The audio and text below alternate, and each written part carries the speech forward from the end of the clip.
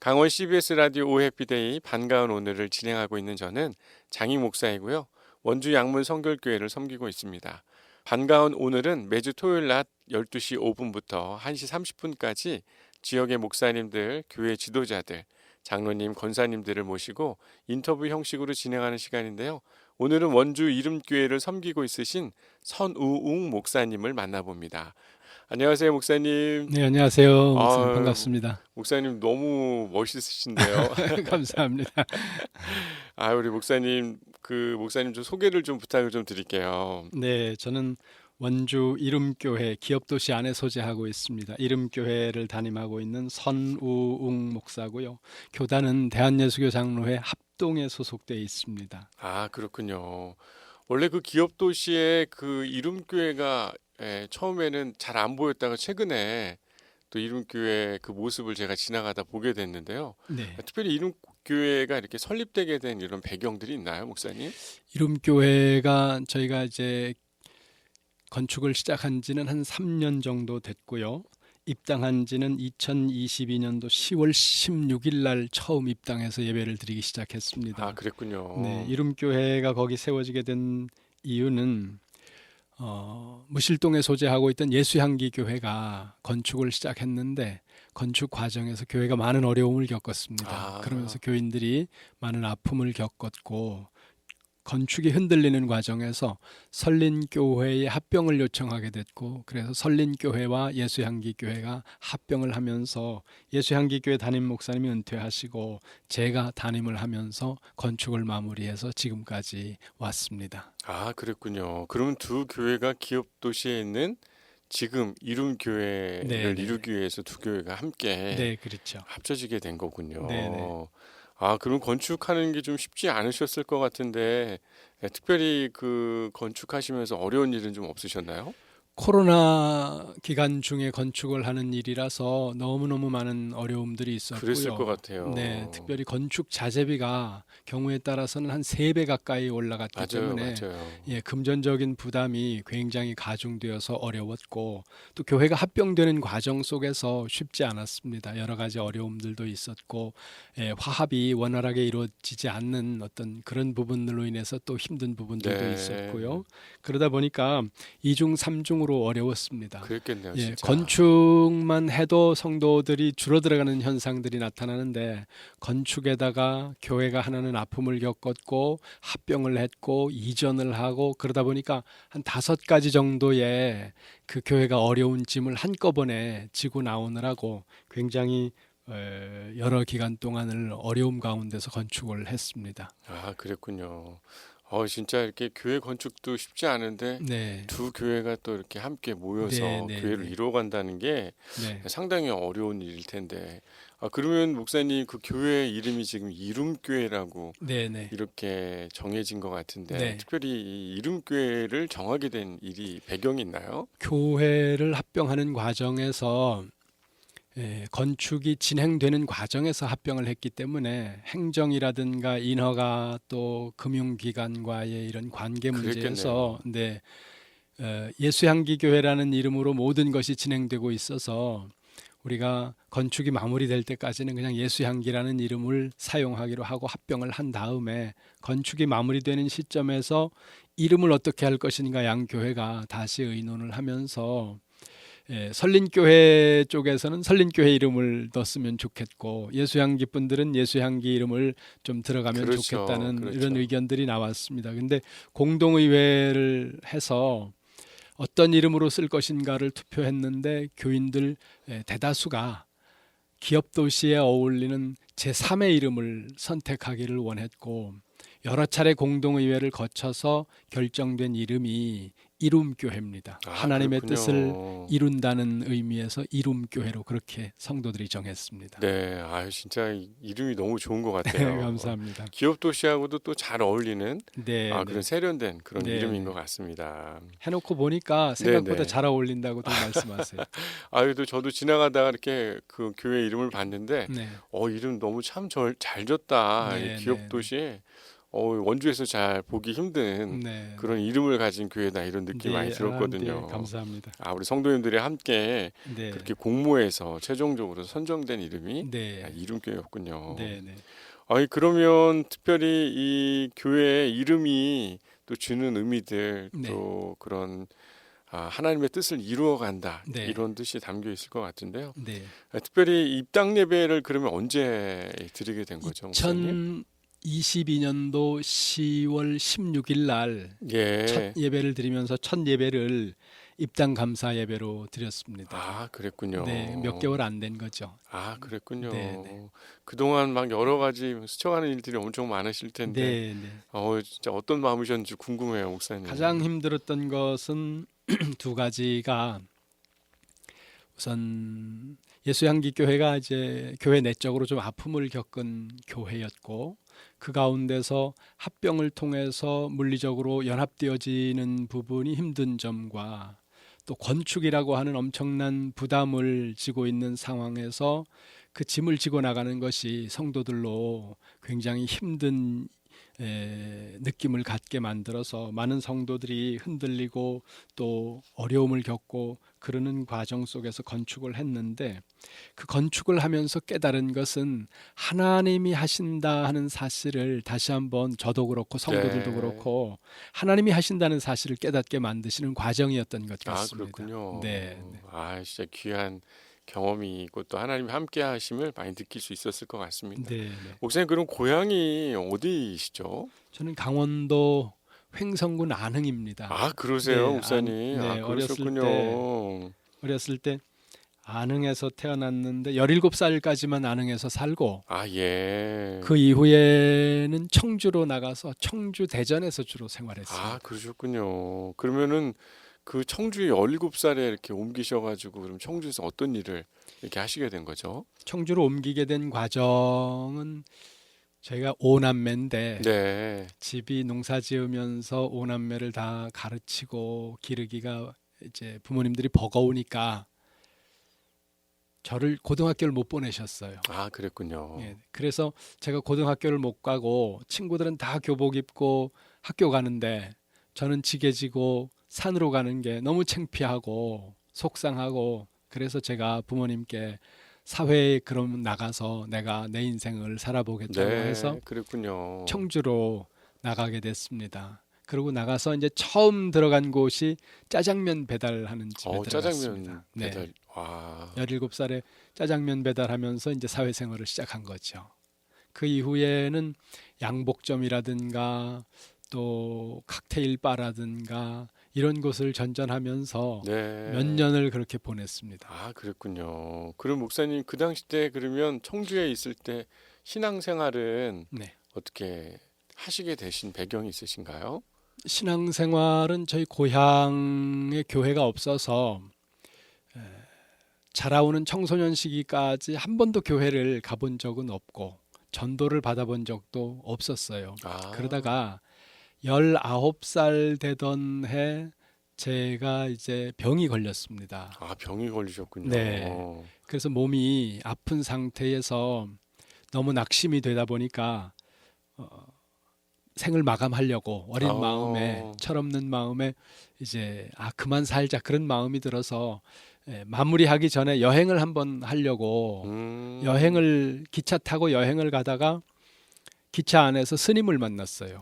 그래요? 스님을 만나가지고 저 경상도의 어느 절에 들어가서 한 6개월 정도 같이 스님과 시간을 보내고 그러다가 그 절에서 이제 시험 드는 일이 생겼습니다. 그렇군요. 스님을 통해서 여러 가지 좋은 감동도 받았는데 그 스님들의 모습 속에서 이제 시험을 당하는 일이 있어서 그렇군요. 절을 나와가지고 청주에서 그 무심천이라는 청주를 가로질러 흐르는 개천이 있는데 그 무심천변에 앉아 있다가 차인벨 소리를 듣고 그냥 그 소리 따라서 간 게 처음 교회 간 것이고 그날 수요일 저녁이었는데 네. 그날 저녁에 첫 설교에 제가 은혜를 받았습니다. 그렇군요. 그리고 그날부터 이제 신앙생활이 시작된 거죠. 그렇군요. 네.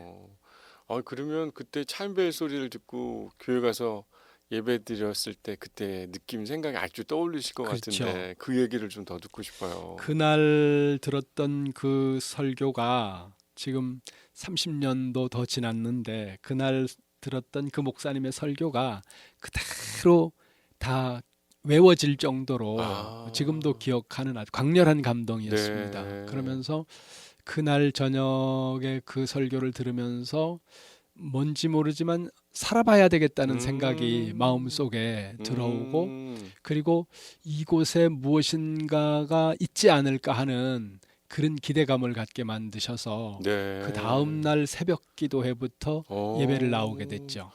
아, 그럼 새벽 기도 가는 게 쉽지 않으셨을 때 어떻게 새벽 기도를 이렇게 가시게 된 거죠? 저는 신앙생활이라는 것 자체를 몰랐기 그러니까요. 때문에 예. 어떻게 신앙생활을 해야 하는지 교회에 다니면서 뭐 뭘 준비해야 되는지도 전혀 모르는 가운데 목사님의 설교가 너무 강렬했기 때문에 어, 주보를 보니까 예배 순서 예배 시간이 엄청 많아요. 아, 네, 새벽 그랬군요. 기도, 저녁 기도, 새벽 예배, 저녁 예배, 또 주일 예배, 음, 구역 예배 너무 예배가 많으니까 제가 전도사님에게 어떤 예배를 나와도 나오면 되느냐고 어, 물었는데 그분이 다 나오셔도 된다고 아, 다 그러더라고요. 된다. 그래서 그냥 주보를 보니까 그 다음 날 새벽에 예배가 있길래 그냥 그 어, 다음 날 새벽에 나온 거예요, 아, 예배를. 네. 그랬군요. 모르는 상태에서 그냥 시작한 거죠. 아, 네, 그랬군요. 네. 아, 하나님의 또 특별한 인도하심이 네, 네. 있었네요. 네. 새벽 기도 처음 가셨을 때 신앙생활 안 하셨었으니까 네. 네, 처음 갔을 때가 좀 낯설고 또 새벽에 사람들이 모여 있는 모습이나 그 네. 당시 때 또 새벽 기도가 좀 남달랐을 것 같은데 수요일 저녁 예배는 목사님의 설교가 한 3, 40분 정도 길게 이어지고 그 설교가 너무 감동적이었는데 어, 새벽 기도는 가니까 5분 설교하시고 불을 끄고 네네. 기도를 사람들이 시작하는데 음, 그게 저한테는 엄청난 충격이었고 그 아, 모습이 너무너무 두려웠습니다. 아, 그랬군요. 사람들이 이상하게 변한 것 같은 음, 생전 처음 보는 그렇죠, 광경이니까. 네. 그렇죠. 그래서 그 새벽에 기도하는 음, 모습을 바라보다가 교회를 네. 나가면서 다시 오면 안 되겠다. 아, 그랬군요. 그런 마음을 먹고 그날 새벽 기도 중간에 나왔던 것 같아요. 아, 네. 그랬군요. 아니, 그러면 그 뒤에도 그러면 새벽기도 그 사건 이후로 교회를 그안 다니시게 된 건가요? 아니면 어떻게 되신 거죠? 교회를 이제 안 나가려고 마음을 먹으면서 새벽 기도에서 음, 나왔는데 집에 와서 네네. 가만히 생각을 하니까 예. 그래도 한 세 번 정도는 가봐야 되지 않겠나 어, 그런 마음이 그냥 제 마음 속에 들어서 네. 세 번은 더 가보자 그렇게 아, 하고 새벽에 계속 나갔죠. 아, 새벽에 계속 그랬군요. 나갔는데 새벽의 모습은 똑같은 거예요. 어, 달라지지 않고 그리고 제 네. 마음 속에 두려움과 또 이상함과 약간 미친 사람들 같은 그런 음, 모습들이 가시지 않으니까 제가 그만 가야 되겠다. 그렇게 네. 하고 이제 교회를 그만 다니려고 마음을 먹었는데 그때 음, 그 전도사님이 그 다음 날부터 저희 집을 찾아오면서 매일 아, 신방을 오셨어요. 아, 예, 그 그랬군요. 전도사님의 손에 끌려가지고 그때부터는 강제로 다닌 거죠. 네. 아, 그래도 그 전도사님이 되게 지금 생각해 보면 되게 고마우신 그렇죠. 분이시겠네요.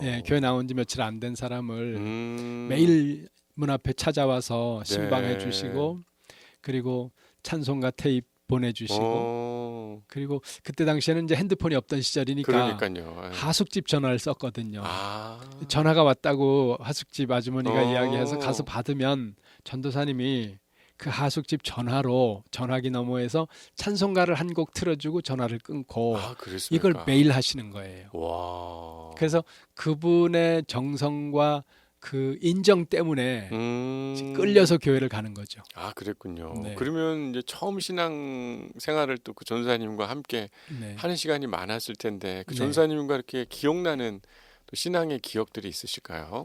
그 전도사님이 매일 신방 오셨던 것도 기억이 나지만은 그때 음, 당시에는 제자 훈련이나 성장 프로그램이 교회들마다 없었습니다. 더군다나 그렇죠. 개척 교회는 더 열악했고요. 아, 그러다 보니까 이 전도사님이 저를 데리고 주변에 있는 교회들의 부흥회하는 교회는 모두 데리고 가는 거죠. 그래서 어, 거의 한 달이면 매주를 거의 저녁마다 낮에는 다른 걸 해야 되니까 저녁마다 다른 교회 부흥 집회를 다니면서 거기서 조금씩 신앙이 성장하도록 만들어 주셨던 것 같아요. 그랬군요. 네네.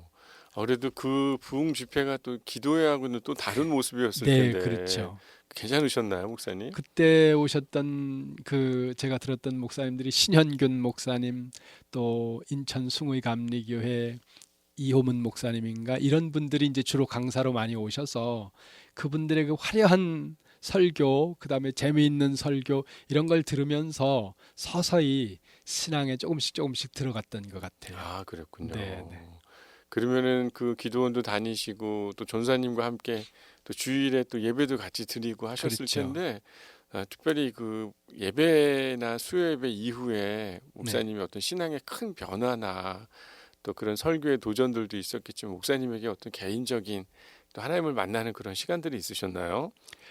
그 신앙생활을 전도사님의 권유에 따라서 열심히 따라다니면서 이제 조금씩 성장을 해 갔지만 제 안에 그리스도를 인격적으로 만나는 그런 계기가 없었기 때문에 굉장히 좀 갈급해하고 어, 이렇게 하는 게 맞나 하는 느낌이 계속 들기 시작을 했습니다. 그랬겠네요. 네. 그래서 고민을 하다가 어느 수요일 날 저녁에 이제 목사님 예배 끝나고 성도들이 다 돌아가신 다음에 혼자 남아서 기도를 하기 시작했습니다. 기도를 해봐야 되겠다는 생각에 9시쯤부터 혼자 남아서 기도를 했는데 기도하다가 그날 밤에 성령의 강렬한 임재하심과 하나님께서 은사를 주시는 경험을 그날 밤에 교회에서 했습니다. 그랬군요. 그리고 새벽 기도 무렵까지 이제 혼자 기도를 한 거죠.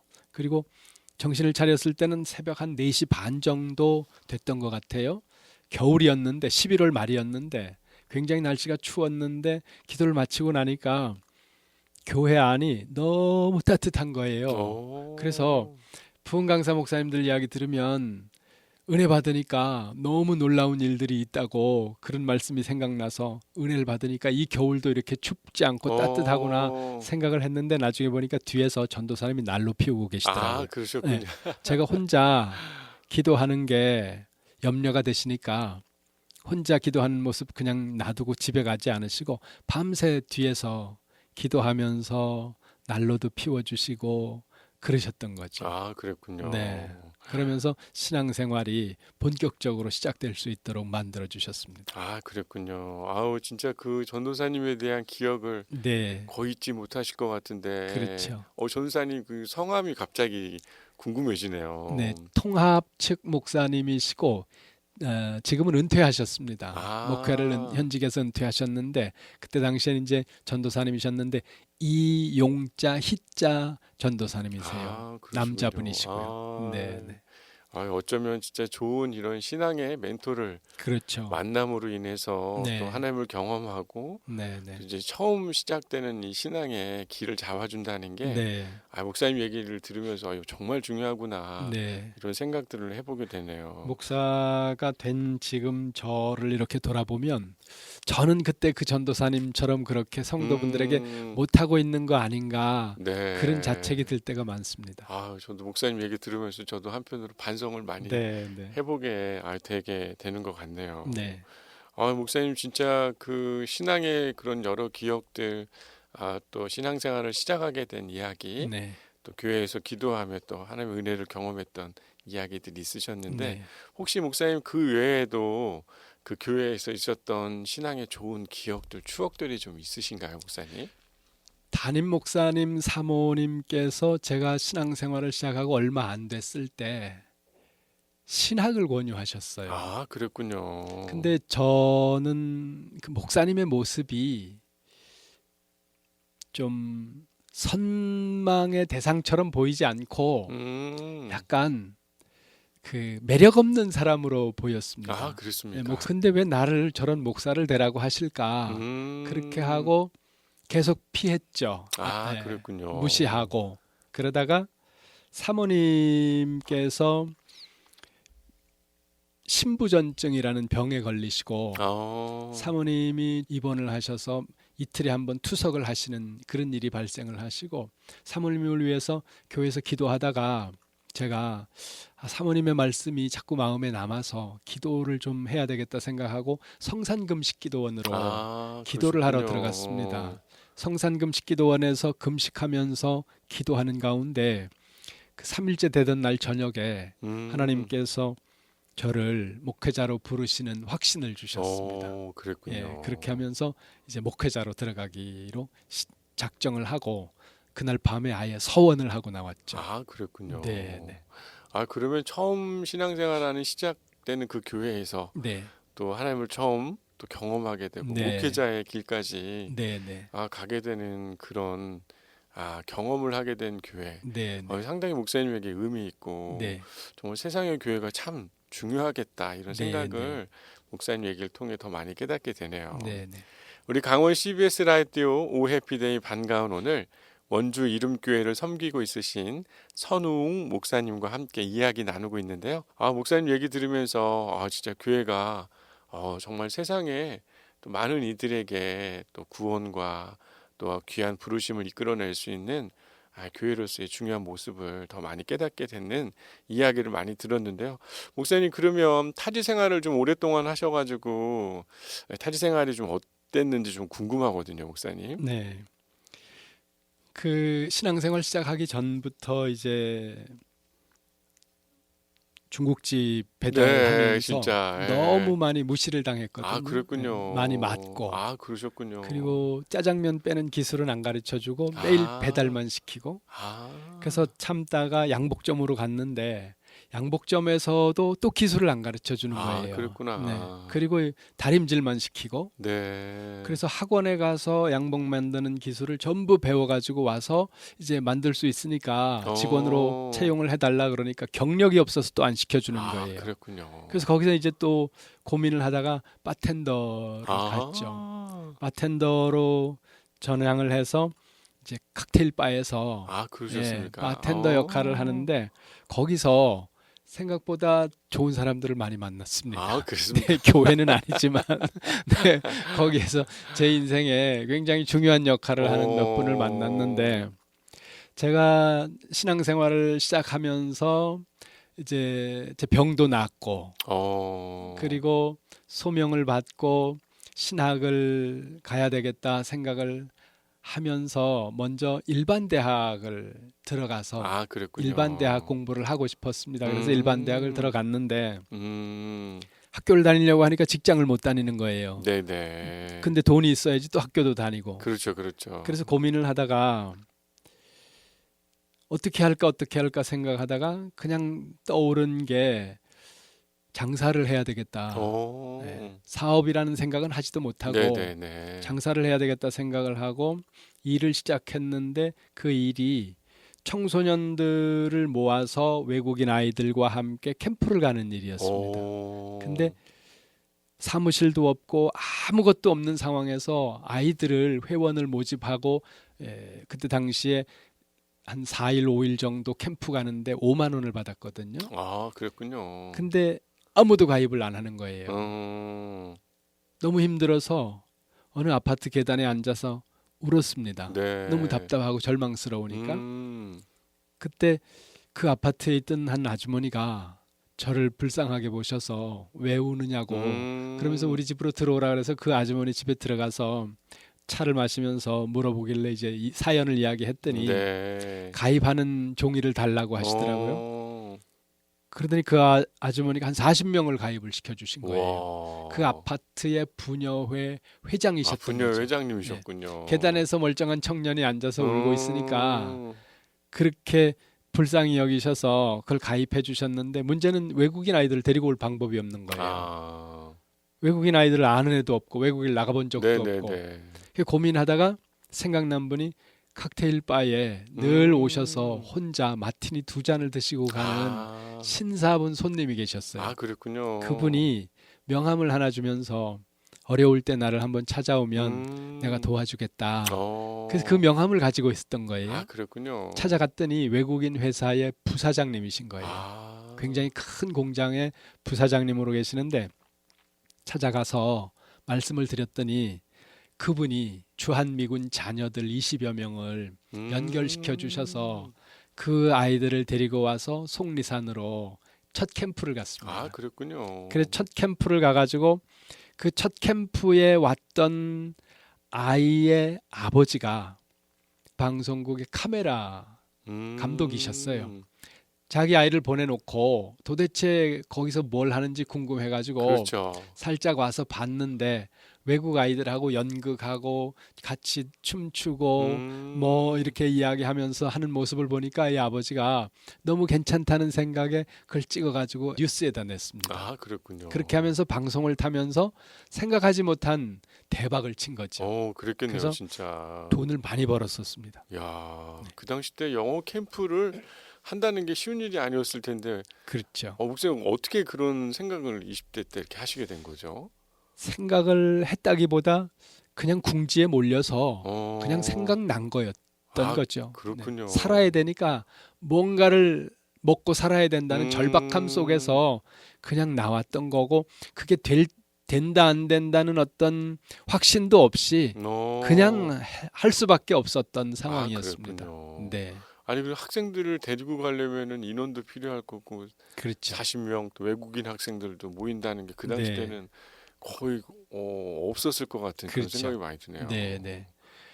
아이들을 수송을 해야 되는데 네. 돈도 마땅치 않고 그래서 그 당시에 알고 있던 장로님이 관광버스 회사를 하셔서 관광버스 회사 찾아가 가지고 장로님한테 사정을 드렸어요. 속리산까지 태워다 주고 태워오는 거 한 번만 해달라고 부탁드렸더니만은 장로님이 도와주시더라고요. 그래서 그런 분들의 도움으로 첫 캠프는 정말 어렵게 시작을 하고 어렵게 마쳤는데 그 방송을 타면서 그랬네요. 예, 그 다음부터는 앉아서 아이들이 가입을 하고 예, 밖으로 돌아다니지 않고 광고만 하면 그냥 아이들이 와서 가입을 하는 그런 상황이 돼버렸죠. 그랬군요. 네, 그 목사님 진짜 돈을 엄청 많이 그 당시 때 벌으셨을 것 같은데. 그 당시에 한 150억 정도 벌었던 것 같아요. 150억이요? 네, 네. 그때 몇 년도 정도? 80년대 중반 정도입니다. 와, 초중반입니다. 그 당시 때 150억이었으면 뭐 거의 네. 지금 뭐 계산해 보기 좀 어렵겠지만 큰 네, 돈일 네. 것 같아요. 지금도 큰 상당히 돈인데. 큰 돈이죠. 네. 아, 그랬군요. 네. 그럼 20대 때 그러면 목사님 이런 또 일들을 통해 가지고 또 많은 돈을 버셨을 텐데 네. 어떤 생활을 하셨는지 궁금하거든요. 그렇게 하면서 음. 제가 일반대를 그만두고 네네. 신학으로 좀 더 빨리 가려고 아. 신학으로 바꾸고 그러다 보니까 그랬군요. 회사와 교회와 학교와 동선이 멀어서 시간이 너무 많이 소요되고 세 가지를 다 감당하기가 어려워서 네네. 전문 경영인 같은 개념으로 전문 경영인이라는 개념은 생각 못 했는데 예. 저를 대신해서 경영을 해줄 사람을 앉혀야 되겠다는 생각을 하고 그 모든 비즈니스 업체를 맡길 수 있는 사람을 찾아서 맡겼는데 그 사람이 사기를 치는 바람에 그랬군요. 하루아침에 먼지처럼 다 사라져 버렸습니다. 그랬군요. 네. 아주 깔끔하게. 깔끔하게. 네. 너무 아쉬운 그런 얘기인데. 그런 일이 있었군요, 목사님. 네. 그러면 그 영어 캠프 관련된 사업을 그러면 오랫동안 하셨던 건가요? 네, 몇 년 정도, 한 4년 정도 했죠. 80년대 중반, 네, 90년대 초반까지. 네. 그러셨군요. 그럼 되게 힘드셨을 것 같아요. 그 많은 자산들 또 그렇죠. 많은 또 일들을 해서 네. 수익이 났는데 네. 또 신학 공부하면서 또 그런 제일 자산. 힘들었던 예. 것은 왜 그런 일이 나에게 일어났는지를 받아들이는 게 제일 힘들었습니다. 맞아. 그랬을 것 같습니다. 그 번 돈을 가지고 제가 음. 저 자신만을 위해서 쓰지는 않았다고 생각을 하는데 네. 하루아침에 모든 게 다 사라지고 나니까 버림받았다는 느낌도 들고 네. 하나님이 나를 버리셨다는 느낌? 이런 느낌 때문에 가장 힘들었고요. 그 모든 사업체를 빚잔치죠. 정리하기 위해서 몇 개월이 걸렸는데 그동안에 저는 부산으로 피해 있었습니다. 부산에 피해 있는 사이에 저희 직원들이 중심이 돼서 이제 모든 부도 처리를 했는데 거기에서 돈이 없으니까 라면 2개로 사흘을 살아야 되는 아유. 그런 너무 절망적인 상황으로 떨어진 거죠. 라면을 먹으려고 기도를 하려고 하면 기도가 안 나오는 거예요. 아, 그랬겠네요. 왜 하나님이 나를 이렇게 음. 망가뜨리시나 이런 음. 마음 때문에 한 2달 이상을 기도를 못했던 것 같습니다. 어. 원망과 분노와 배신감과 이런 그랬겠네요. 감정에 휘둘리느라고. 근데 한 2달 정도 지나면서 하나님께서 제 마음에 이 모든 돈을 다 가지고 목회를 하면 네가 바른 목사가 될 수 있었겠냐 이런 질문을 저 자신에게 하도록 하셨고, 그런 질문을 끊임없이 하면서 내가 하나님이 원하시는 그리고 성도들을 바로 세워가는 목사가 되기 위해서는 이런 과정이 필요하겠다는 사실을 받아들이게 됐습니다. 아, 그랬군요. 받아들이고 나니까 그 다음에는 뒤돌아보지 않게 되더라고요. 아유, 목사님, 그런 마음을 주셔서 또 하나님이 네, 또 뒤돌아보지 않고 네, 또 그 마음을 정리할 수 있는 그런 시간을 가지셨네요. 네, 네. 그럼 목사님 그 이후에 일정들은 또 어떤 일들이 있으셨는지 많이 청주에 궁금하네요. 있으니까 이제 직원들이 계속 찾아와서 다시 사업을 재기하자는 요청들이 계속 들어오니까 제가 청주를 떠나야 되겠다는 생각을 하고 청주를 떠났습니다. 그랬군요. 청주를 떠나서 다시 학교를 일반 대학교부터 다시 시작해야 되겠다는 마음을 먹었는데 그때 이미 제가 20대 중후반을 가고 있는 상황이라서 그랬구나. 공부를 하기에는 부담이 됐고, 네네. 지나가는 길에 원주를 들르게 됐는데 원주에 있는 어떤 성결교회 목사님이 상지대학이 있으니까 시험 봐라. 제가 처음 상지대학이라는 이름을 들었습니다. 그랬군요. 좋은 대학교 갈 수 있는 실력도 안 되고 돈도 안 되고, 그래서 그냥 그럴까 그러고서 그때가 9월이었던 것 같아요. 9월이고 시험이 얼마 안 남았으니까. 네네. 그래서 몇 달 준비해가지고 상지대학에 시험을 봤는데 상지대학에서 장학금을 줄 테니까 오라고. 와, 그랬군요. 그래서 상지대학에서 4년 동안 장학금 줘서 공부하고 그러면서 원주에 머물게 됐습니다. 그랬군요, 목사님. 네, 청주에서 이 원주로 네, 네. 오게 된 일이 그런 일이 있었군요. 우리 강원 CBS OFDay 반가운 오늘 원주 이름교회를 섬기고 있으신 선웅 목사님과 함께 이야기 나누고 있는데요. 목사님 우리 대학에서 장학금 받으시고 네. 대단하십니다. 대단할 거 좀 부끄럽고요. 왜냐하면 어쩌다 보니까 받은 것 같아요. 그래도 대학 생활하면서 이제 4년 장학금 네. 받는다는 게 쉬운 일이 아니잖아요. 네, 네. 목사님 그러면 원주에 오셔가지고 이 대학 생활 이후에 네. 그리고 대학 생활 하시면서 어떤 일들이 있었는지 많이 궁금하네요. 원주에서 대학 다니는 4년 동안은 도서관에서 책만 읽었습니다. 그랬습니까, 4년 목사님? 동안 상지대 도서관은 24시간을 열어서 그랬구나. 상지대 도서관에서 뜻이 맞는 형제 3명과 24시간 동안 밥 먹는 시간, 화장실 가는 시간 요것만 빼놓고 4년 동안 책만 읽었던 것 같습니다. 그렇게 하면서 같이 이제 원주에서 했던 일은 교회 사역을 쉬고 전도사 사역을 내려놓고 평신도로 원주시 기독교 청년연합회를 만들었습니다. 그렇게 해서 원주에 있는 모든 교회들을 찾아다니면서 네네. 청년회를 각 교회에 만들게 하고 그리고 연합사역을 하면서 성가 경연대회 같은 것들을 개최하고 찬양 집회를 당시에 네네. 최용덕 간사라든가 이런 분들과 함께 연합해서 찬양 집회를 하고, 그렇게 하면 한 원주 지역에서 한 1,000명, 1,500명씩 모여서 청년 집회를 하고 그랬죠. 그걸 그랬군요. 4년 정도 했습니다. 그러면 목사님이 그러면 그 원주에서 사역할 때는 그러면 사역자로 사역을 하신 건가요? 평신도로 사역을 한 거죠. 평신도로. 상지대 4년 동안은 평신도로 사역을 했습니다. 그러셨군요. 네. 그러면 그때 청년들과 같이 이렇게 연합회를 초교파로 조직해가지고 네. 원주 내에서 그러면 네. 그런 활동들을 하셨군요. 네. 그때 되게 의미가 많이 있으셨을 것 같아요. 네.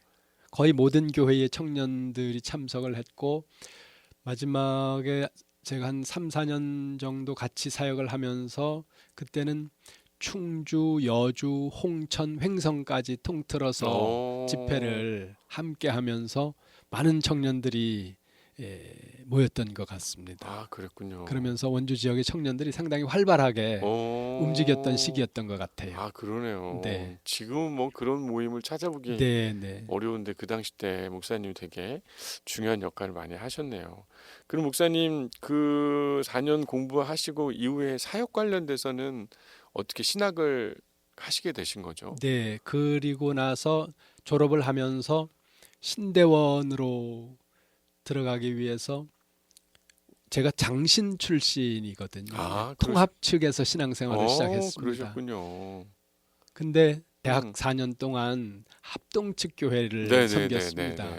그러다가 장신 쪽으로 가려고 하니까 추천이 문제가 되는 아, 거예요. 그랬겠네요. 그래서 장신으로 못 가고 총신으로 시험을 봤는데 신대원 시험에 떨어졌습니다. 아, 그랬군요. 네, 신대원 시험에 떨어지고 유학을 가고 싶은 꿈을 가지고 있었기 때문에 아, 호주로 가자 그래서 유학을 갔습니다. 아, 그랬군요. 네. 그럼 그 호주에서 그러면 어떤 일들을?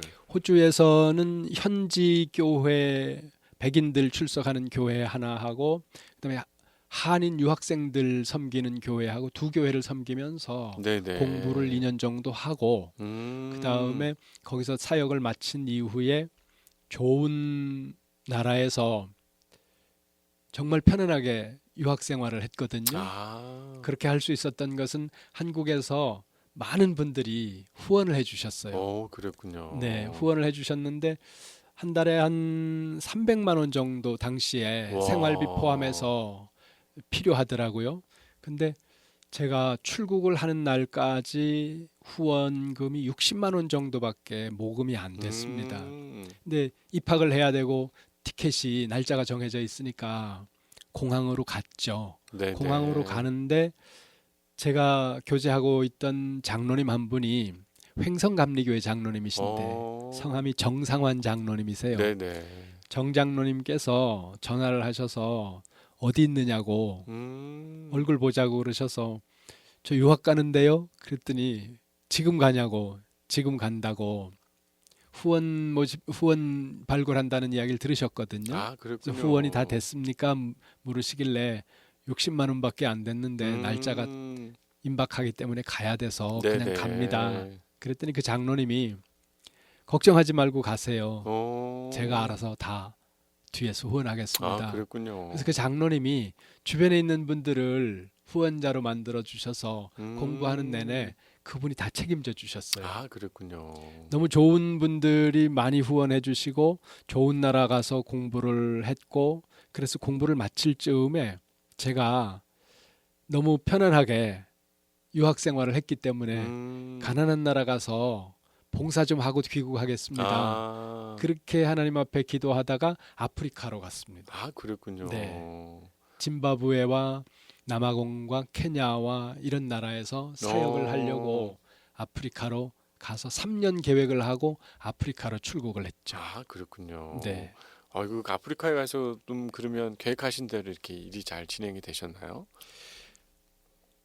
가자마자 테러를 당했습니다. 아, 그랬습니까? 네, 몇 개월 안 돼가지고 아, 극우 흑인 단체에 의해서 테러를 당했는데 아침 10시 반 정도에 테러를 당했는데 그 사람들이 아마 제가 죽은 줄 알고 버리고 간 것 같아요. 아, 5시 정도에 정신을 차렸는데 보니까 제가 쓰레기 더미에 버려져 있더라고요. 그랬군요. 네, 그래서 정신 차려가지고 다시 제가 쓰레기 더미에서 내려와가지고 제 발로 걸어서 병원으로 갔습니다. 아, 그랬군요. 그리고 몸을 많이 다쳐서 더 이상 사역이 지속되기가 어려워서 몇 네네. 개월 만에 아프리카 사역을 접고 제 의사와 다르게 귀국을 할 수밖에 없었죠. 아, 그랬군요. 네.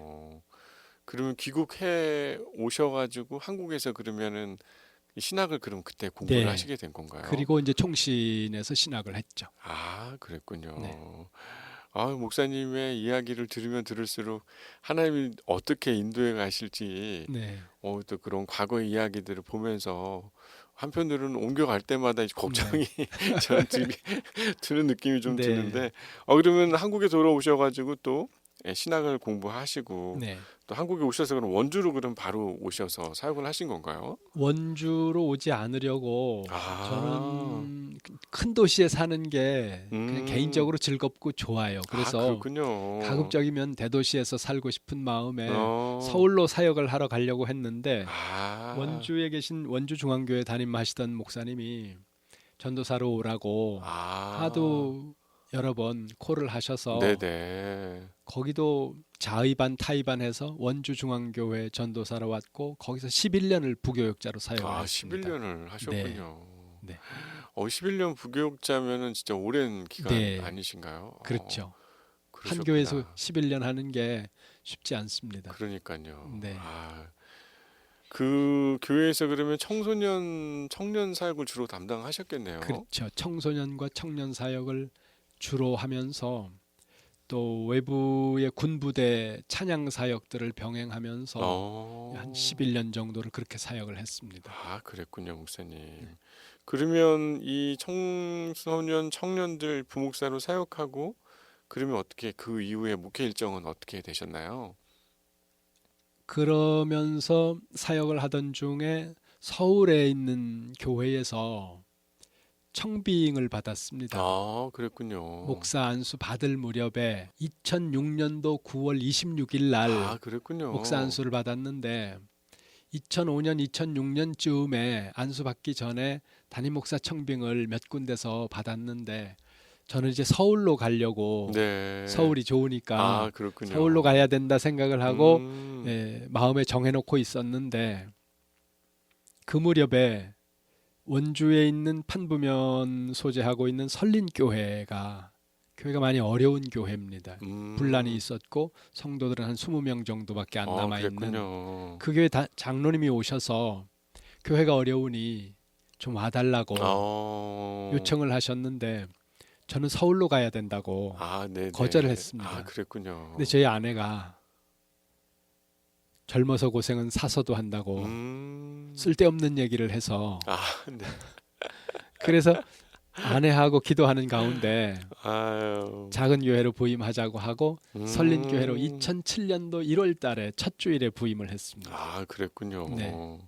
아우, 그러면 원래 이 서울로 가는 걸 목사님 좋아하셨는데 네. 또 사모님의 또 이런 이야기를 통해서 네, 네. 설린교회로 그러면 담임 목회자로 오신 거네요. 네. 아니, 그럼 그 전에 서울에 그 교회 청빙돼서 가려고 했던 일은 그러면 캔슬이 된 거죠. 캔슬이 네. 되셨던군요. 아, 설린교회 목사님 이제 사역하시면서 어떠셨었어요? 너무 어려웠고 전임 목사님이 교회가 어려워서 사임을 하시면서 중국 선교사로 나가시겠다고 아, 말씀하셨습니다. 그래서 그러셨구나. 전임 목사님을 중국 선교사로 파송을 하고 매월 100만 원의 사례비를 드리는 것으로 이제 하고 음, 제가 부임을 했는데 네네. 그러다 보니까 사례비가 안 나오는 거죠. 제 아, 사례비는. 그렇겠네요, 네. 진짜. 그래서 아내하고 저희하고 기도하는 가운데 음, 교회에 좀 헌금을 해야 되겠다는 생각을 가지고 있을 때 아, 지인이셨던 집사님 권사님 가정에서 좀 헌금을 해주시고 저희가 대출 좀 내고 그래서 어, 5천만 원을 헌금을 네네. 해서 목사님을 선교사로 파송했습니다. 아, 그리고 그랬군요. 교회가 어려운 가운데 성도들과 여러분들이 기도하면서 목회를 하는 가운데 한 6개월 정도 지났을 때 교회가 정상화가 됐습니다.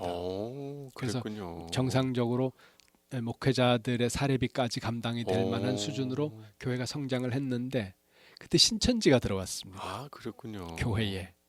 그 신천지가 들어와서 교회가 굉장히 많은 혼란과 다툼과 불신 가운데 빠져버린 거죠. 음, 그리고 목회하는 과정 속에서 목회가 회의스러운 생각이 들었던 적은 그때가 처음이에요. 어, 성도들과 성도들 사이의 싸움과 불신과 어, 의심과 이런 것들이 교회 안에 가득 차 버리니까 음, 우울증 비슷하게 네네네. 상황이 가더라고요. 음, 그래서 너무너무 힘들고 매일매일이 슬픈 날들이 반복되니까 이러다가 그러셨구나. 우울증 걸리겠다 그런 생각이 드는 네. 차에 총신에서 저를 가르쳐 주시던 교수님들이 제가 박사학위 과정을 못 하고 들어왔거든요. 다시 공부해서 박사 과정을 마무리하라고. 네네. 그래서 그때부터 서울을 오가면서 PhD 과정을 일반 대학원에서 아, 그랬군요. 공부를 하면서 그 시기를 견뎠죠. 아, 그렇네요, 네, 목사님. 네. 아, 그런 시간들을 이제 보내시고 이제 기업 도시에 네. 이룸교회를 지금 네. 또 이끌어 가실 네. 시간이 되셨는데요. 특별히 그 꿈꾸고 있는 교회의 모습들 또 계획하고 있는 일들이 있으시면 네. 그 이야기 좀 많이 나눠주시면 좋을 것 같아요. 기업 도시 안에 들어와서 교회를 하면서 여러 가지로 감사한 일들도 많고 또 하고 싶은 목회 사역들도 많은데 가장 시급한 것 중에 하나는 동반 성장을 할 수 있는 교회로 만들어야 되겠다는 생각을 하고 있습니다. 아, 그렇군요. 제가 작은 교회를 목회해 본 경험을 가지고 있으니까 작은 교회가 스스로 일어나는 것이 얼마나 어려운지를 작은 교회를 해보지 않은 분들은 몰라요. 그렇죠, 그렇죠. 그리고 목사님의 사례비, 생활비를 1년이고 3년이고 이렇게 지원해주면 어느 정도 되지 않을까? 근데 그렇게 해가지고 교회가 못 일어섭니다. 그렇죠. 그래서 그 교회가 일어설 수 있도록 만들어주는 것이 동반성장이라고 생각을 하고요. 저희가 지금 당장 시작하기는 그렇지만 머지않아서 원주 지역에 있는 개척교회들 혹은 작은 교회들과 동반 성장을 해나갈 수 있는 프로젝트를 시작하려고 하는 것이 이제 하나고요. 네네. 그리고는 교회가 사람을 키우지 않으면 그 다음 세대에 대한 약속은 없습니다. 비전은 네. 없다고 봅니다. 핵심은 사람이라고 보거든요. 건물도 중요하고 다 중요하지만 가장 중요한 것은 사람인데 저는 그 중에서도 창조적인 리더십을 가지고 있는 소수의 창조적 리더를 길러야 된다고 생각합니다. 네. 그걸 저는 사무엘서에서 힌트를 얻었습니다. 사무엘이 사울이 빗나갈 때 보면 그 사무엘을 비난하고 그냥 포기하는 것이 아니라 물론 하나님께서 이끄시지만 사무엘이 빗나가는 것을 보면서 다윗을 세워나가는 그 과정을 사무엘서가 보여주고 있거든요. 네. 교회가 지금 있는 현실을 우리가 원망하고 낙심하고 불평해가지고는 소망이 없다고 보고 교회 안에서 목회자가 됐든 일반 사회 정치가 됐든 무슨 어떤 일이 되었든 우리가 리더 역할을 해줄 수 있는 창조적인 크리스천 리더를 길러야 된다고 생각해서 네. 사람을 기르는 사역을 집중하려고 합니다. 아, 그래서 그렇군요. 장학재단도 만들고 그런 식으로 해서 아이들을 좀 길러나가려고 합니다. 아, 목사님 앞으로 진짜 해야 할 일이 많이 있으시네요. 네, 그죠? 아, 또 새로 또 함께 연합해서 세워가는 네. 이룸교회를 통해 준비된 일들이 또 잘 이루어질 거라는 그런 생각이 많이 드네요. 목사님, 제가 오늘 그 방송 준비하면서 와서 봤는데 네. 그 지역에 현수막이 네. 걸려 있더라고요. 교회에서 한 행사가 있던데 네, 네, 네. 그 행사를 좀 이야기해 주시면 어떨까요? 네. 6월 10일 마커스 워십 초청해서 원주 지역에 있는 분들을 초청해 가지고 우리가 6월 10일 오후 5시에 찬양 집회를 계획하고 있습니다. 네네. 원주 지역에 있는 일단 청소년과 청년들이 좀 많이 도전받고 하나님의 은혜에 감동되고 그리고 청년들이 일어났으면 좋겠습니다. 많은 청년들이 세상의 일들이 너무 많은 기쁨을 주기 때문에 교회로부터 자꾸 멀어지는 현상들을 보게 되는데 이런 집회를 통해서 다시 청년들이 교회 안으로 들어오고 하나님 안에서 인생의 비전과 인생의 목적을 발견할 수 있는 도전할 수 있는 그런 기회를 제공해 드리고 싶습니다. 네. 아유, 목사님 너무 좋은 기획을 또 준비해 주셔서 네. 원주시에 또 많은 청년들, 네. 또 청소년들에게 귀한 시간이 될 것 같네요. 네. 우리 강원 CBS 라디오 오 해피데이 원주 이룸교회를 섬기고 있으신 우리 선우웅 목사님과 함께 이야기 나눠봤는데요. 인사 나누겠습니다. 아, 목사님 감사합니다. 네, 감사합니다. 아.